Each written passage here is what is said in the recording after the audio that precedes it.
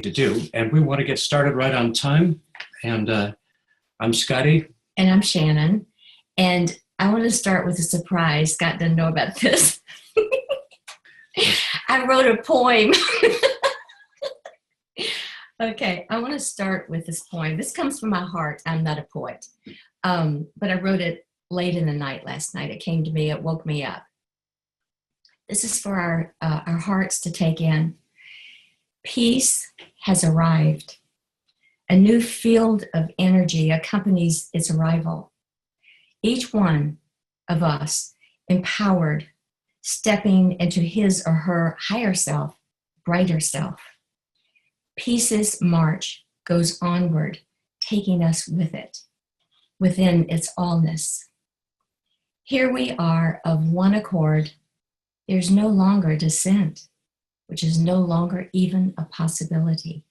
Peace has arrived. Well, that's beautiful. Thank you. Did you like it? Yeah.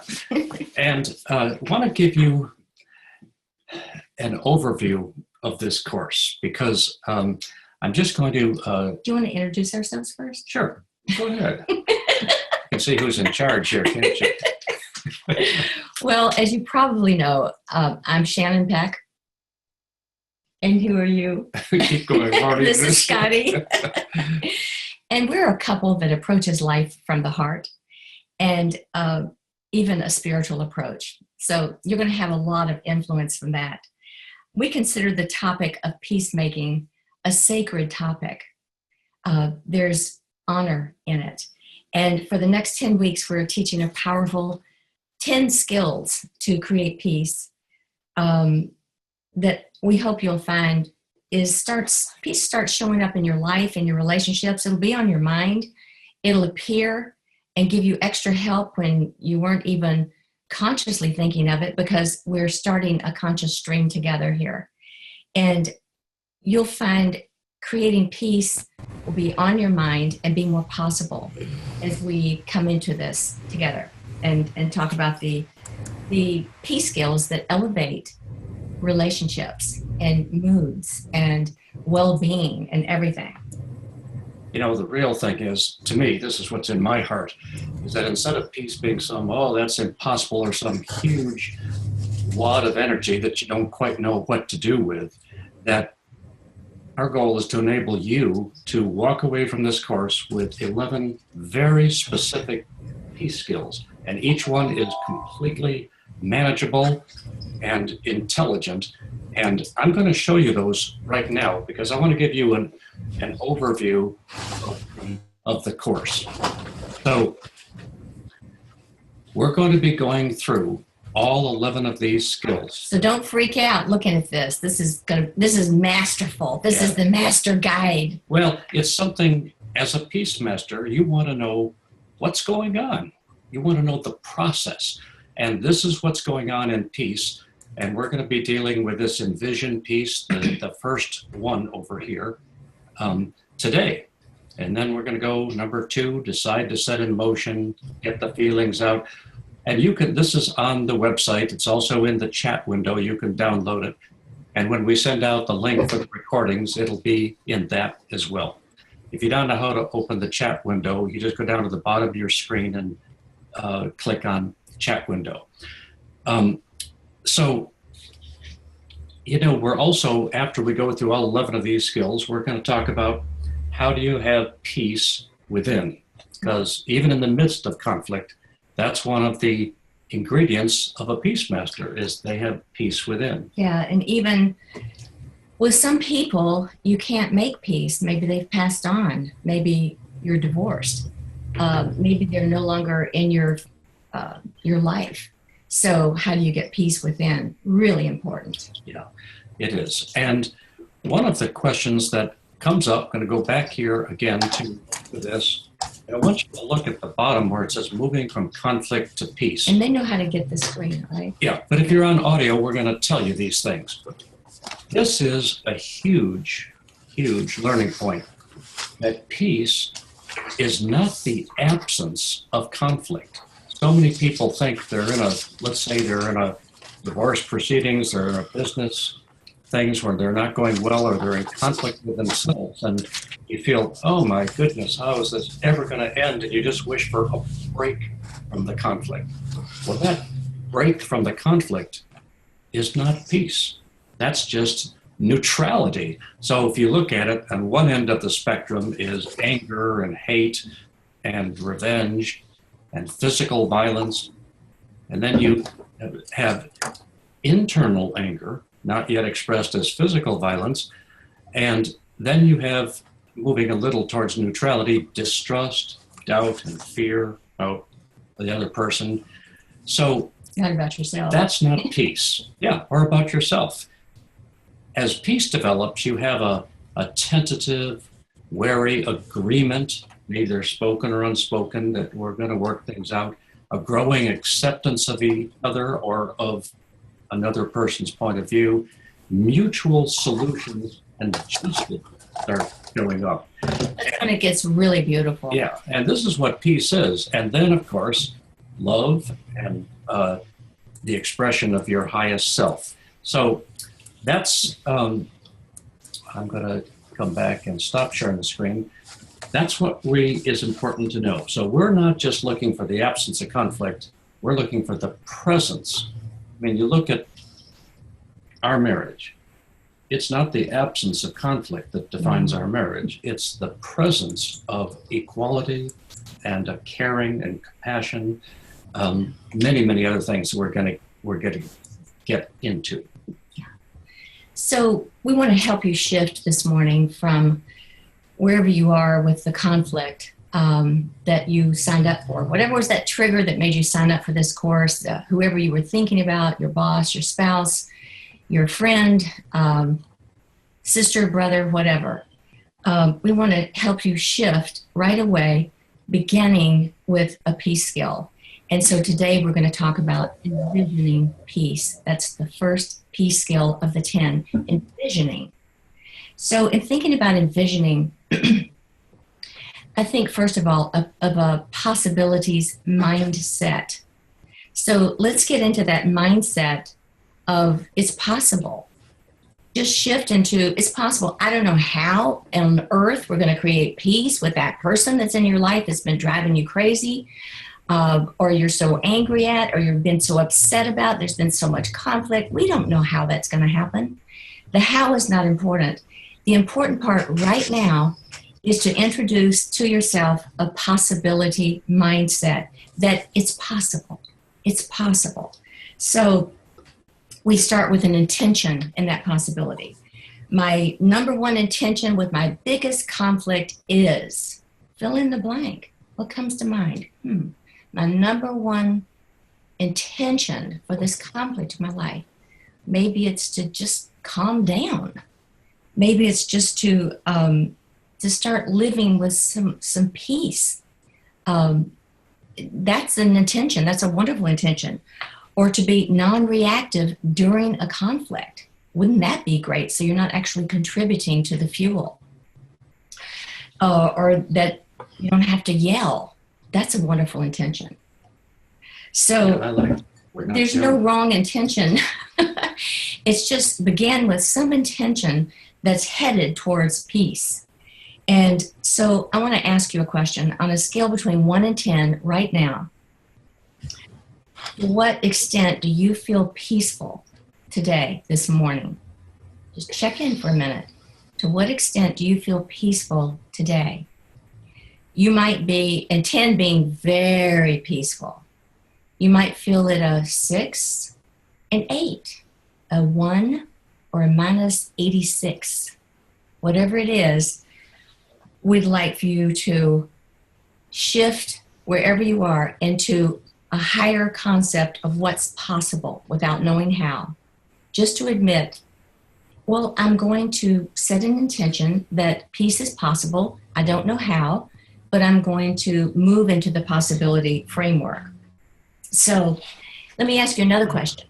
On a scale between 1 and 10, to what extent do you believe that achieving your goal of peace is delusional on your part? Total delusion. So 10 means highly delusional. One means not delusional, very possible. So I'd like to ask you, what comes up for you when you think of setting an intention like we're talking about to actually shift conflict into peace and inner peace? Does you think, is your inner conflict, it's not possible? It probably won't happen. This is overwhelming to me and I can't navigate it. It's too hard. I don't have the power. I don't have the capability. It's just too much. That might come up. It's okay. Yeah.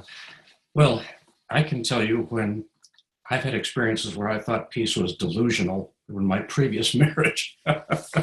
It just didn't look like there was any way out. I really couldn't envision how peace was possible.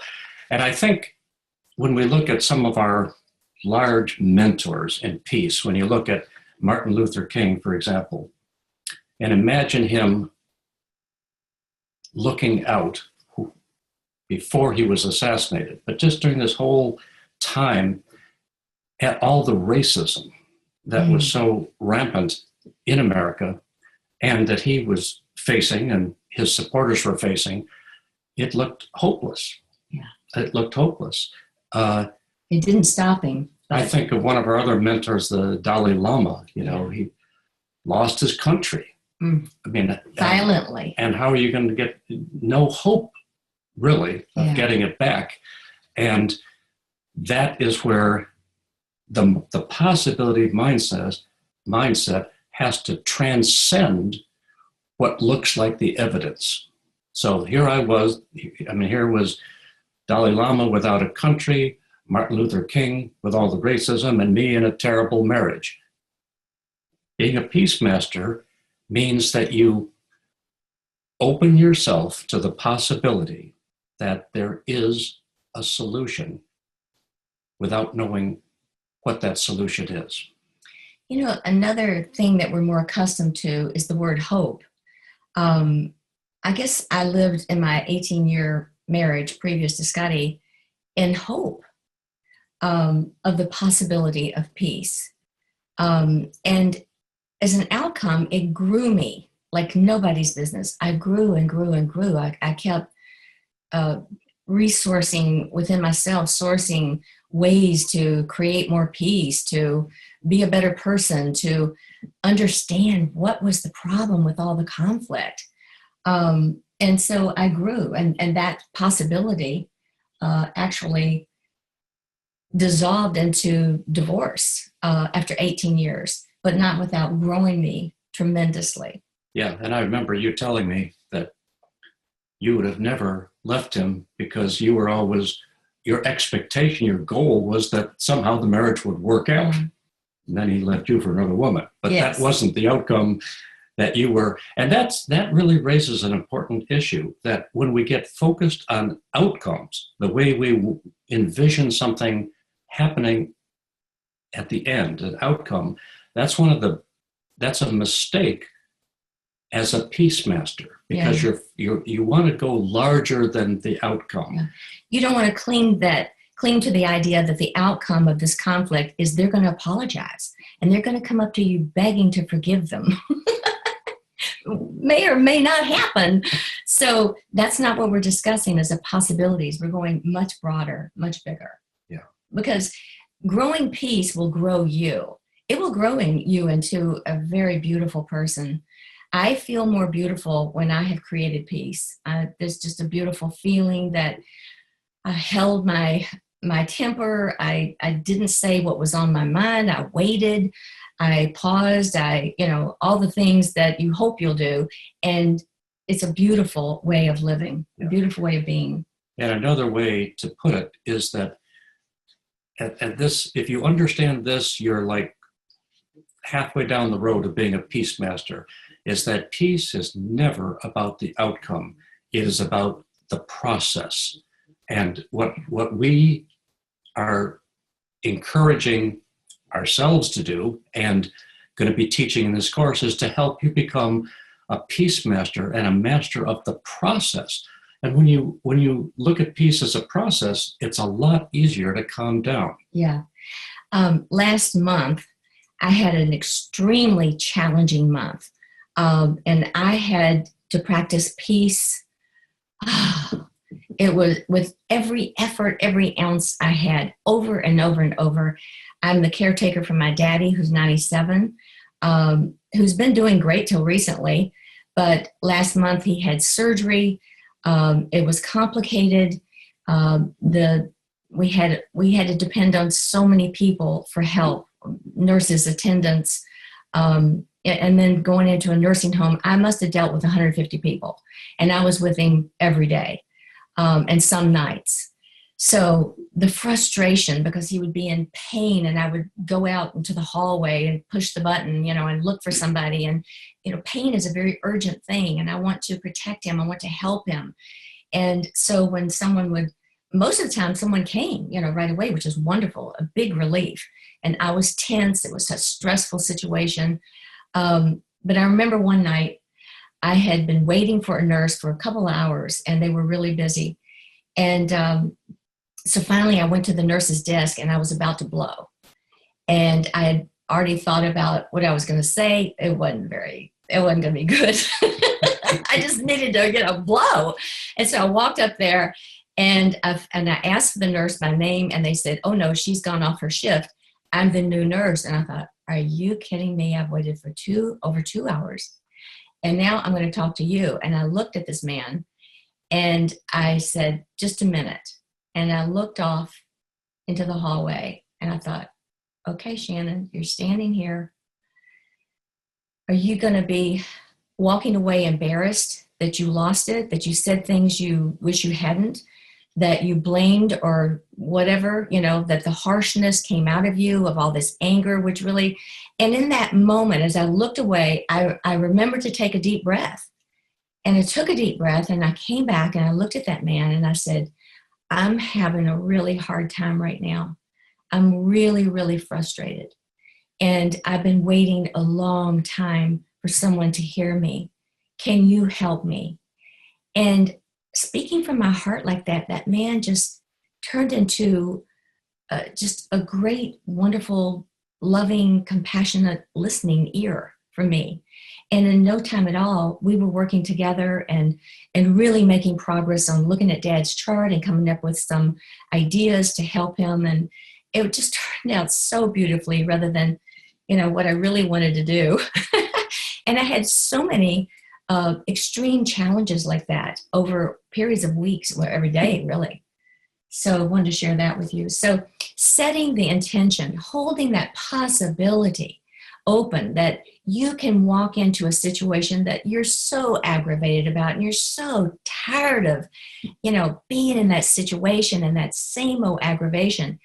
And you're going to do something different. You're going to do something honorable. You're going to come into a sacred space for yourself and this situation, and you're going to hold, even just for a breath's time moment, the possibility, because your intention is really to move through whatever the conflict is with harmony, so that you two are together. You two actually are working together. You two are actually saying kind things and can be treating each other with respect. How important is that? I mean, that's the most valuable thing I know, really. One of the beautiful realities of this first peace skill, Envision peace, is that it does not depend on or involve anybody else. It's true. This is the scary part, yeah, because it's internal. And for that reason, it's also invisible. If Shannon and I have a conflict, the solution isn't for both of us to come out with peace. It only takes one of us to start envisioning peace, to put that in motion. I'll remember that next time, so that he could be the one that comes up with peace. It shows the power of this peace skill, that the peace process begins with the individual, with you, with me, envisioning peace without anybody else doing anything. It's not conditional on anybody else. It will grow you, and in a beautiful way. There'll be added beauty to your life self-esteem, for sure, an inner confidence. And you'll be on the line each time. Can I do it? This is a hard one. Maybe this is harder than the last time. And I really feel so blown up and I'm so ready to scream and put my fist through the wall. And yet finding some kind of moment, that precious moment of sacredness within you at that moment will shift you with the intention of, I really would rather do this in a peaceful, loving, caring, respectful way. And trust that is more powerful than screaming, more powerful than venting, more powerful than blaming, more powerful than getting something off your chest and no uncertain terms and let them know whatever. It makes you very beautiful. Your higher self comes forward in peacemaking skills. This peacemaking is not for the faint of heart. It's just one of the highest things of consciousness that I know of. And it often feels unjust, because one of the arguments that you'll have to overcome is like, well, why should I be the peacemaker? Let someone else do it, or let you be the peacemaster. After all, you're the one who's wrong. So it feels and sometimes when you look out at society and you're not happy with what you see, it's hard to be the one to take responsibility, to be the peacemaker. But that's the beauty, because this is the beginning of having inner peace within yourself. Once you make that decision to start envisioning peace, you find your heart moves from a heart in conflict to much more of a heart at peace. And I guarantee you, your blood pressure will go way down. It's very helpful. And so considering the consequences of conflict, the consequences are enormous to your selfhood, to the environment that you're contributing or detracting from. The consequences are enormous to people who know you, people who are around you, people who you really love. And it's so easy just to be so stressed. We never get enough sleep, right? And things don't go our way. And this is like the 50th thing today that's gone wrong. And all you need is one more thing that's going to go wrong. And man, you're going to blow. And you're going to justify it because you're having a really tough time in your life. And the bank account's not balancing. And somebody didn't give you the check. And I mean, we got 1,000 reasons to justify blowing. That anger just wells up. Or the hurt just... It's toxic. It's toxic to ourselves and our environment. Yeah. So. Yeah, it's not a chore to become a peacemaster.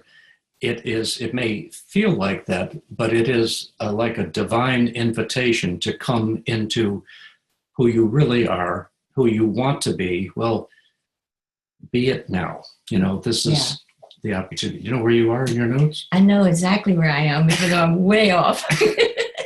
I guess good, we're okay. I wanted to say something else. What was it? Let me think. I'm going to pull back and really look at a huge picture and invite you into this. Maybe you know why you're here on earth. Maybe you don't. But you incarnated for a reason. In your deepest heart, there is a reason you incarnated. I do a lot of past life regression. And in my experience with people doing over 100 regressions, I'm fascinated with the pureness of motive with which people enter this life and the hopes we have. And then when we exit the life, what happens? And immediately we get it where we blew it. It's obvious where we blew it over and over. So this is an invitation not to blow this life. This is an invitation to make this life the one, the biggest, best, most beautiful life incarnation you have ever had to date. And I've had people who have incarnated for over 1,000 years with the same thing to learn. One woman was just had 300 years of self-doubt, and it came up again in her past life regression. And this time, at the end of her life, when she went into spirit world, I said, well, what did you learn? Because I didn't really have a clue. I said, well, what did you learn from that life that you were shown today? And she said, I learned that self-doubt has held me back for over 300 years. They're telling me 300 lifetimes. So this is the biggest picture I can offer you, the highest context to moving into your biggest, most beautiful life beyond your wildest imagination. And you know what? You deserve it. And if ever Earth needed your most positive, beautiful light, your input, it would be this moment. Really, we're in a bit of a crisis on Earth today, as you well know, whether it's the environment or whatever. The list is kind of long and getting longer by the day. It's very urgent. And it calls upon each of us to bring our highest and most beautiful light to the picture. And your light's already there. You don't have to invent it. You brought it in, I guarantee you. So wanted to say that. I was thinking as you were speaking that being a peace master is a little bit of a muddy process. Yeah, please. It's not like, oh, I went from conflict to envisioning peace. Sometimes you go back and forth and back and forth with your anger, and then you replace it with the possibilities mindset. So, but that's part of the process. Mm-hmm. And you see, even the desire to be a peace master, the desire to hold the possibilities mindset, just that desire is putting you on the path of a peace master. Yeah. So don't get mad at yourself it's like when you meditate and you start thinking of all the other things. Well, you don't get mad at yourself because you failed to meditate. You just get back on the path. And then it gets easier. And it's nice to know, well, where do I start? And well, you start by envisioning. And I tell you, when you're really upset about something or someone, and you're in the place with that someone, and they know you're upset, and you pause, and you remember who you are, and you remember why you're here, and what's at stake, and the outcome you want to have, and you start welling up with that motivation and that possibility mindset and that intention to make things right, and you don't know how, but all this is taking place. That person in front of you is going to feel it, and they're going to marvel because they've seen you blow before, but this time something's different. Something has come in of such exquisite beauty and to be admired and esteemed.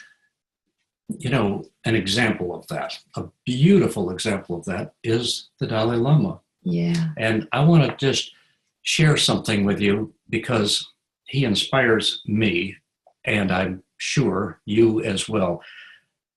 He's the 14th Dalai Lama.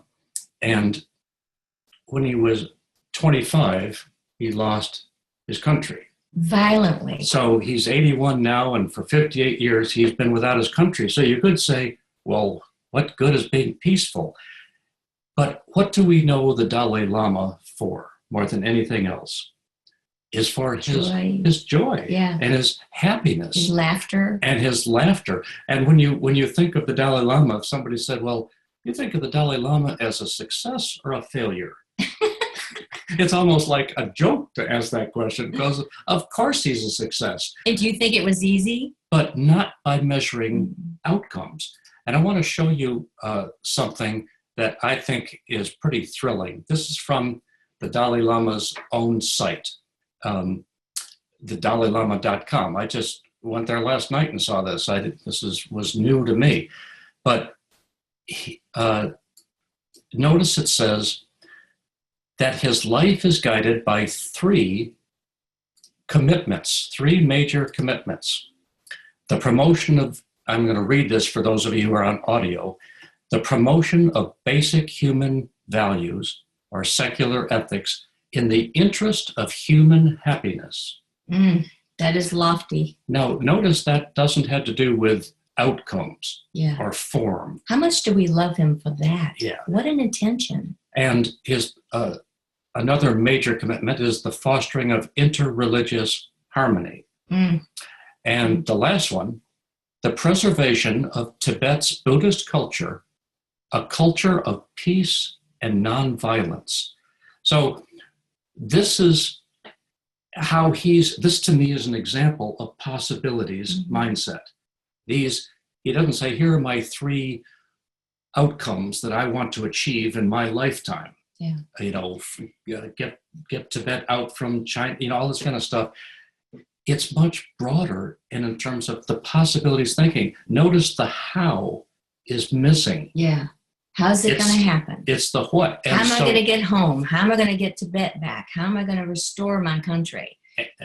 He had to let go. Of course, part of the Buddhist training is letting go and non-attachment and non-clinging. Oh my God, I can't even imagine what he must have gone through, because what Scott just shared with you didn't happen overnight. He didn't leave the country at age 25 or 24 and suddenly say, I'm going to, practice my joy. And I can't imagine the agony, the tears, the struggle, the suffering, the years that he must have gone through of practicing his principles, practicing his Buddhist principles. And then you saw how it grew him to who he is today. He's a shining earth light. He's just one of our biggest lights. And how much we admire him for that. The strength of character that takes to face such a just a horrendous situation of losing the people you love, losing your country, losing your identity. He was supposed to be the Dalai Lama of Tibet. And his joy is so deep and infectious. Yeah. But that's just, to me, the beautiful example in action of a peace master and possibilities thinking. Yeah. And it's almost like mountaintop, summit thinking, because he had to overcome, and climbing that summit of peace, he had to overcome every time he had self-pity. Oh, imagine. And pity for others and turn it back into compassion for himself and compassion. And he had to overcome his hatred, his anger, the injustice of what was done, the violence, the way people were murdered, slain, without value of life whatsoever. He had so much to overcome. And yet, by effort, by intention, by possibility mindset, by his practicing over and over, wow, it grew him into who he is today. Much to admire. Unfortunately, you're making me think of my previous marriage. And if you've ever had a bad relationship, it can bring out the worst in you. Yeah, really. I promise. I think of myself as a soft, loving person. And you are. And that one really challenged me to stay in that substance of who I am. So developing yourself as a peace master, you have to be able to laugh at yourself and to laugh at life and to laugh at your failures and to catch yourself. Well, I was a complete disaster yesterday, but that's not who I am. Yeah. So I'm going to get back into the envisioning and the possibilities and work from that space. And in fact, that's what enabled that marriage to end. It ended, which was good news, but it ended harmoniously. Yeah. So in creating peace, we're getting into the other skills over the 10 weeks together. It's so rich. We're so excited for you and us to be able to doing this together. But there is self-forgiveness involved because without self-forgiveness, where's your resilience? And you do want to get back on the saddle. You do want to get back into the play of your higher life.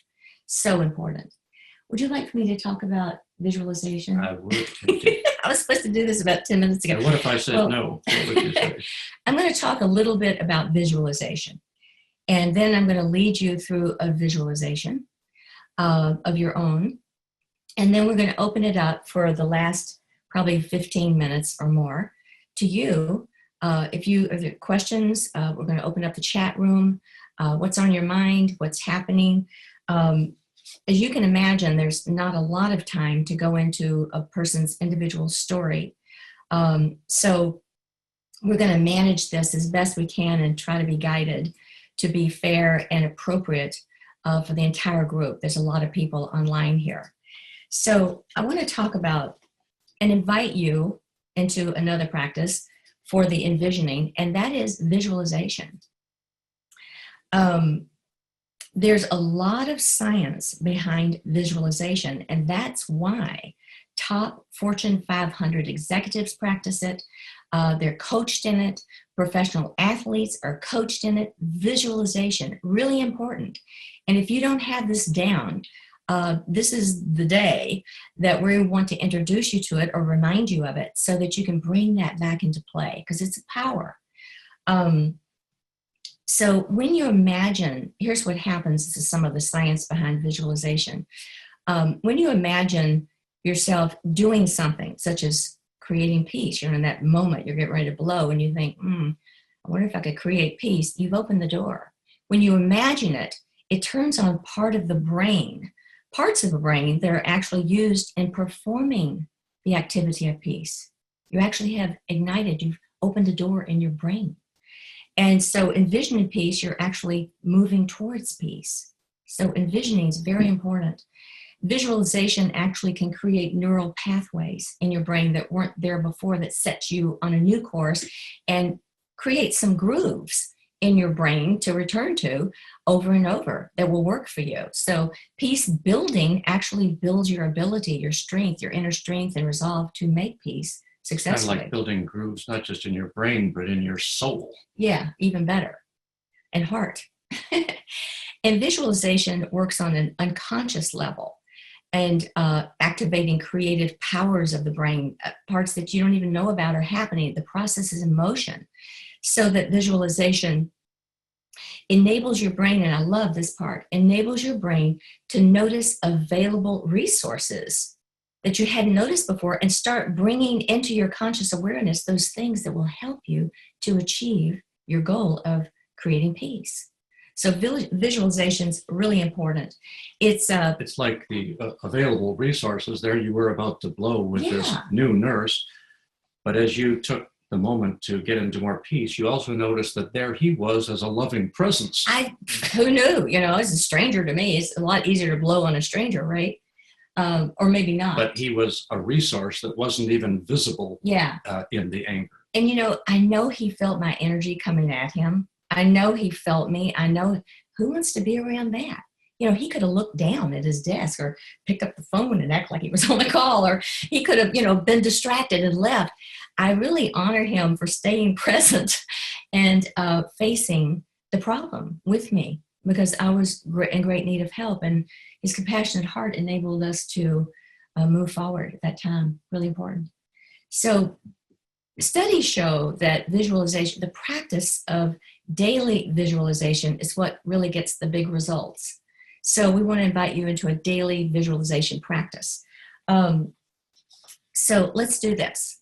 Let's think about this. I'm going to take a couple of minutes. So we're going to focus on your number one conflict in your life right now. Just pick one where you most want to see and feel peace. You want mostly to make your biggest progress with, and we're going to do a visualization on that. So first of all, think about what you want as an end result. Like in terms of feeling, you want to feel happy, you want to feel relaxed, regardless of the conflict, regardless of the outcome. Wouldn't that be lovely? You can visualize where you see past the conflict, just go right past it, where there's total peace, even a field of peace. And I think of peace as a field. It's because it's bigger than one person's presence. It encompasses the others as well. And it surrounds us all the time. When you call it in, it comes into play. So in this thinking about how you want the end result, how will you feel in your body at the end result of this creating peace with this individual in this visualization? How will you feel in your chest, in your stomach, in your digestion? Because listen, conflict really affects all that. How will you feel in your muscles, your shoulder, you know, where we hold the tension, your back, your arms, your legs? And how will you feel in your emotions? free, calm, relaxed, happy, restful. Are those beautiful or what? I mean, really, the stress goes way down with the introduction in your mind, visualizing, holding that space for peace to occur. And it can happen very quickly. You can shift. Okay, so how will you look when that peace arrives? We're visualizing this. How will the expression on your face look compared to where it is when you think of the conflict? How will your body language be when you sit, when you stand, when you move? There may be a new presence that is evident in your energy field that causes people to feel emotionally safe around you and trust you. We trust an energy field of peace. We know it. It's like intuitive, it's instinctive. The animals know it when they're safe around you. Because, you know, that inner peace speaks deeply to the energy field, and it sends out a message that I'm not going to go off like a bullet on you. I'm not going to go off half-cocked and say things to you. You're safe. I'm not going to take out my bad day on you. I'm not going to take out my frustration on you. You're safe here. I'm a field of peace, and I'll hold that for you. Isn't that sweet? So we're visualizing you as a new presence of peace. And we want to include in the visualization sounds, smells, textures, as well as the feelings, which multiplies the effect of peace. So let's say how you feel is you feel all soft inside, and yet you can let your guard down, but you're not vulnerable.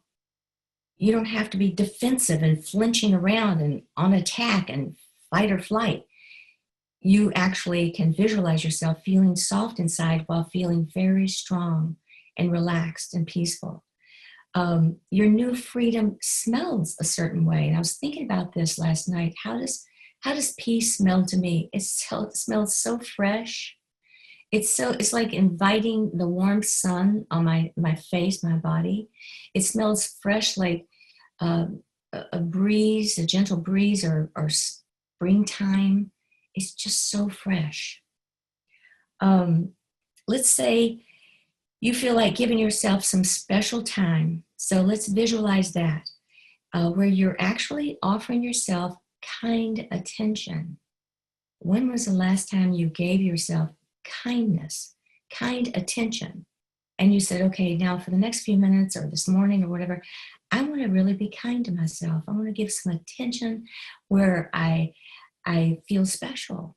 And I feel that there's a me here, and get in touch with myself. And you deserve this. And you want to lock in, you do deserve it. That's part of your visualization.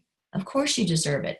And that's going to overcome the mountain of shame about how you acted before, or guilt.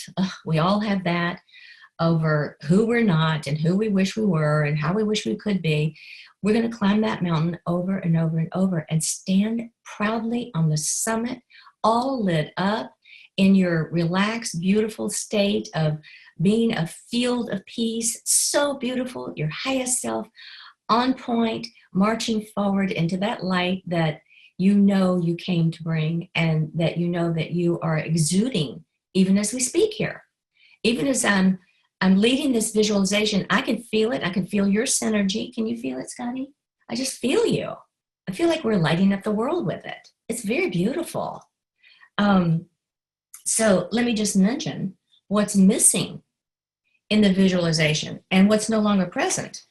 Tension, stress, brain fog, tightness in the chest and the stomach and the muscles, tired, fatigue. It's exhausting to be upset.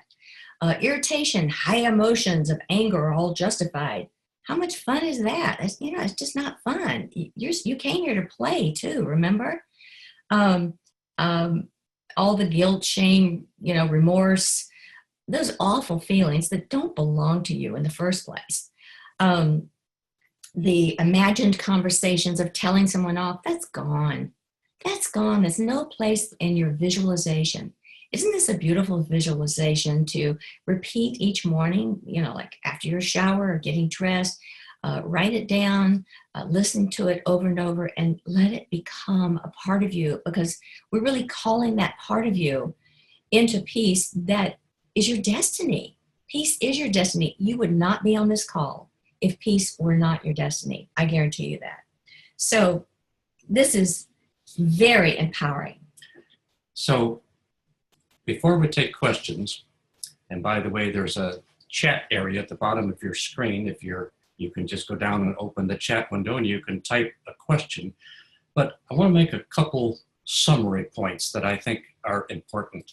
And for those of you who are on video, I'm opening up the Peace Guide again. For those of you on audio, I will make this clear. Of the 11 skills, the first one is to envision peace. And this is how important that is. Without this skill, you can't and won't implement the other 10. Because how are you going to listen with compassion if you can't even envision peace? How are you going to be a loving and detached observer if you can't even envision that?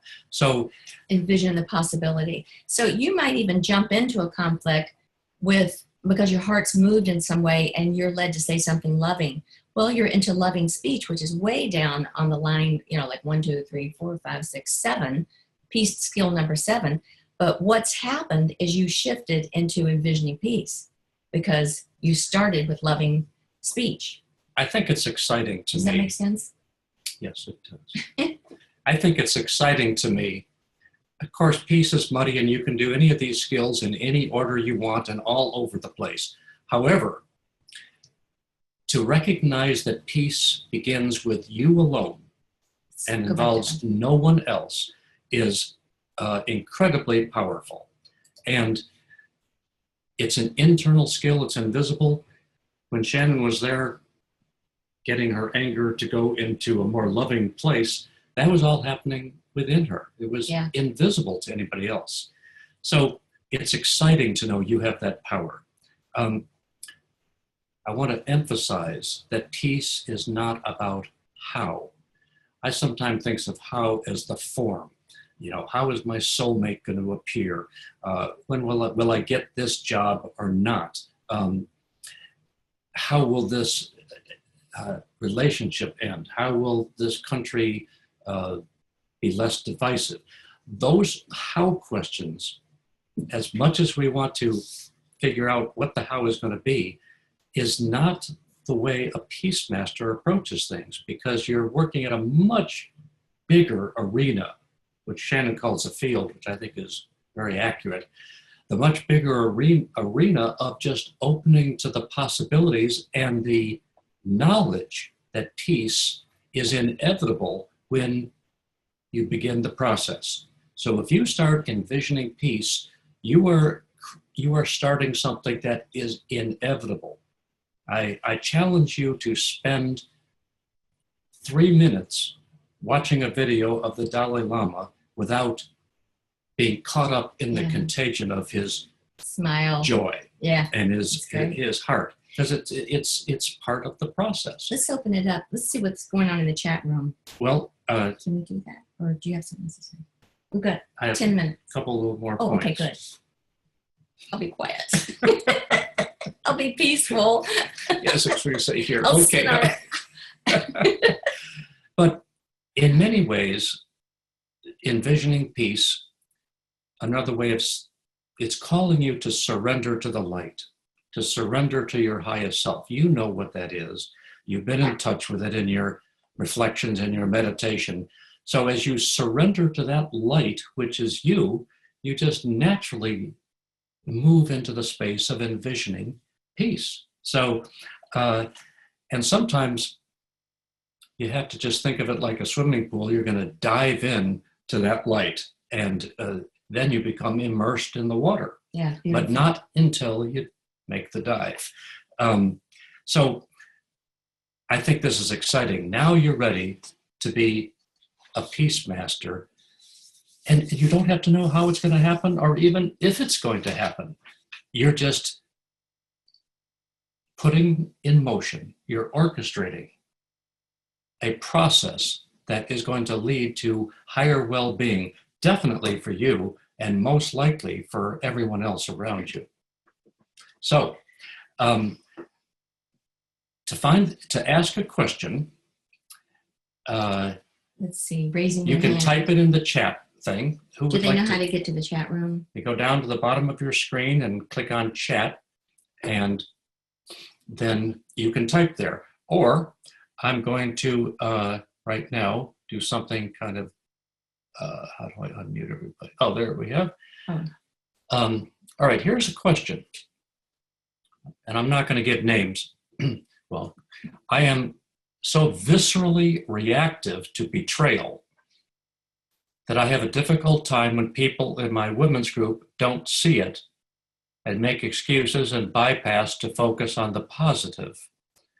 And as a result, I detach and feel like I don't belong. And being European and not from California, I am more direct about negative states. That's a very thoughtful question. Yeah. Very thoughtful. So I'm thinking about this. The problem is feeling betrayed. Well, when people make don't see it excuses. and they make excuses and Don't try to see bypass what? it. Yeah. And somebody else just said those ladies in your women's group are discounting your feelings. That would make me angry too. Yeah. I like that. Thank you, group. This is great talking to each other. Is everyone unmuted? So if somebody wants to raise their hand, or how does that work? Well, mostly they're mostly going for to do the it through chat. the chat. Okay. So let me just say to the person who asked this question, thank you for having the courage to speak up. Yeah. When you feel those, I mean, we've all been betrayed in some way or the other, and it feels terrible. But some have had really terrible experiences of that, and it stays with you, and it's internalized. So the one thing that, as you begin to envision the possibilities of living without that intimidation, living without that fear, and living without that hurt, forget the women's group. This is just within you. When you open yourself to the possibilities of, that's not how I have to live. I can move beyond this. I don't know how, but I can gain the wisdom, the courage, the mindset, the heart set to live beyond betrayal. And remember, peace is not the absence of something. It's not the absence of betrayal. It's the presence. Well, what would be the presence then? Be the presence of self-confidence, of self-love, of loving your highest self. It would be seeing yourself as light. I was going to say, let's say you're sitting there in the women's meeting and you're getting that feeling. It's come up again. You feel betrayed, you feel discounted, you feel invisible. At that moment, let's just say we're in that moment right now. Let's invite peace. Let's invite the field of peace right now. Let's get into the mindset of it. Something's possible to shift this. Something wonderful is possible. One thing that comes to mind within your own power is to empathize with yourself. Bless your heart. Bless you. It's hard to be invalidated with your feelings, but you know what? You can sit there and you can validate your feelings. If you feel hurt, go ahead and validate those feelings. I feel it's extremely important to feel our feelings. And that's a way of honoring you. And that starts right away reversing that tide of feeling dishonored, because it's within you to, maybe this is a calling to honor yourself. But let's envision that something new is possible for you to hold this field of peace, even in the old situation that feels so bad. And you're feeling European again and, left out and so isolated. And it's just awful feelings. So we want to improve the feelings, validate your feelings, bring in love for yourself, bring in empathy for yourself, validate those precious feelings. I think one of my biggest triggers is exactly like you. Is to feel someone is discounting my feelings. Someone is, invalidating me. Like I don't count, like my feelings don't have any value. Really? I know your feelings have value. How come my feelings don't have value? That's a big trigger for me too. And a couple things have been added here. Yes, validation is important. It helps to create a safe place. Emotionally. And then from this person again, I can do it when being with other friends, but then I feel self-righteous. I feel righteous indignation with this group. Somebody else said, find another group and begin your own women's group. That might be. And somebody said, bring this up in your group. Not sure they will want to support you, but that's what I was thinking. Sometimes when you're in a situation where you feel betrayed or angry and even if they're trying to say something that they think might be helpful, but you find it only adds fire to the hurt, that's the point. You see, now you're in a conflict with other people. So as you move back to the envisioning peace love skill, it's all about, even though I'm with this group, I can remove myself from the group internally and recognize I can envision peace. As you begin to do that, it's possible that you can begin to even look at these other women as a resource and open the door to saying, I'm hurting right now, and I want to share with you how you can help me by listening to my heart. Because although I see you as wanting to be comforting to me by saying these positive things, I'm having a big struggle with betrayal, and it would help me a great deal if I knew that you understood that. Now, that's not necessarily what you should do. It's just, that's one possibility. Into the open. Another possibility is to not be in that women's group. But it's not about them and you. This is the, as hard as it may seem, going back to the Dalai Lama who lost his country, it's not about the Chinese and the Dalai Lama. It's about the decision you're going to make to live at the highest level of what you're possible of living. I'm very picky about people who surround me, and that works really well for me. And I would be questioning if I were in that group. I'm not suggesting this is true or not, but I'm always inner questioning, like, do I really belong here? Is this my right place? Does this serve me? Is this group going to change if I bring it up? Should I even bother? What's my intuition telling me? And turn on the intuition to see what is your right place. Is it to leave the group and find another wonderful group, one that is more individually thinking and not so mob thinking? Sometimes the mob, they all just act the same way and they're not really very conscious. You sound like a conscious person, and maybe you belong with individuality in a group where individuals are thinking for themselves and picking up on you and acting differently than a mob, a group. I want to share some, I just love you all for what you're saying. And for those of you on audio who can't see the chat screen, I'm going to read some of these. I believe that forgiving ourselves is crucial to accomplish peace. So do you have recommendations to forgive oneself? Okay, well, that's a question. That's a peace skill, and we will get into that. Possibly bring this up in your group. I'm sure they will want to support you. Another person said, I agree, for whatever reason, it's not a good fit, to find a better place. Just ask and listen and then follow. Somebody said, I love what Scott just said. Well, this is my new best friend. What about what I said? Hopefully, those women will have compassion and empathy. If not, time to leave that group. That's good. So Nikki says, we're all mirrors for each other. Betsy said, once you find the peace within you, then maybe these women will feel it. And they will. And their energy will also change. That's a possibility. I think that's a possibility. Mm-hmm. Again, possibility mindset. Yeah.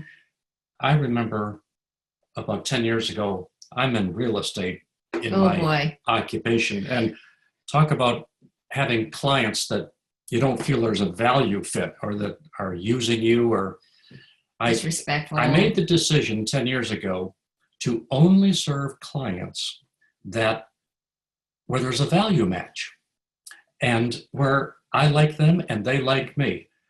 And, you don't usually see in business people saying, shoving away business. And I thought, well, I might make a lot less money doing this. Well, we were just so tired of him being disrespected. Somebody's calling at 10 o'clock at night, making demands on having a big, huge conversation about business. My heavens, there's so many violations of boundaries here. And respect. And I got so exhausted with overcoming my upset about it. We finally decided, let's just deal with people we love and who are going to treat you with respect. You might have 10 wonderful clients and one that's giving you hell, and that's the one you think about all day long. Yeah. Well, anyway, the result of that was that my business just took off like a rocket, and I became the #1 real estate agent in our little pond. And I felt better about my life. But that wasn't about my conflict with another person. Like, okay, I got to tell this person to stop acting this way. Yeah. This was about, in fact, that's a funny story. I got very briefly. Don't we have time? No. No, we don't. Okay. So back here. So wonderful. Amen. Yes, exactly what Shannon said too. Thank you for voicing possibilities. I don't have the words and the vulnerability sometimes. Yeah. I understand. We can start a group right now. Yes, exactly what Shannon said too. Oh, somebody likes you, Shannon. Okay. We can start a group right now. That's good. This could be too far out, however. Perhaps you might be able to help shift the consciousness and environment of the group and help them discover the top 2 key skills of growing acceptance and unity. And Barb said, see, Shannon, I included you too, Smiley. Yeah. These are wonderful comments. You are wonderful. How do you handle inappropriate comments or hurtful critiques or social media? Yeah, I've got several tough emails about this peace course. Somebody was angry. It said I had no right to teach this course if I wasn't vegan, and they said that in very clear terms and repeatedly. So, so it's like, oh, am I going to get dragged into that conflict now? Or am I going to envision something higher? So can people go back and read these comments after we click off? Because we're going to sign off in just a second here. I think so, or but I'm not sure. We're not sure. We're kind of we said we were going to end on time because it's better to not drag things out, and we're going to have a lot of time together, 9 more sessions. I want to end with a poem. Okay. I didn't write it. But it's a lot better. I think you'll like this one better. But I want to say one of the highlights for me of this first meeting was your activity on the chat, the fabulous power of envisioning and love and compassion that is there in your answers with your questions. Poem. Yeah. Here's a beautiful poem.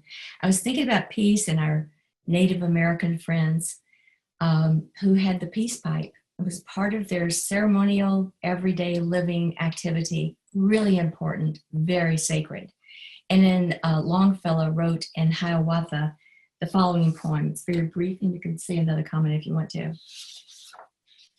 I am weary of your quarrels, weary of your wars and bloodshed, weary of your prayers for vengeance, of your wranglings and dissensions. All your strength is in your union. All your danger is in discord. Therefore, be at peace henceforth, and as brothers, live together. Well, we love you. Thank you for being with us. I hope you'll continue. We'll be sending out a link to this recording, and we're excited. Thank you for every step you're taking to envision peace. You're beautiful. Thank you. Much love. Much love.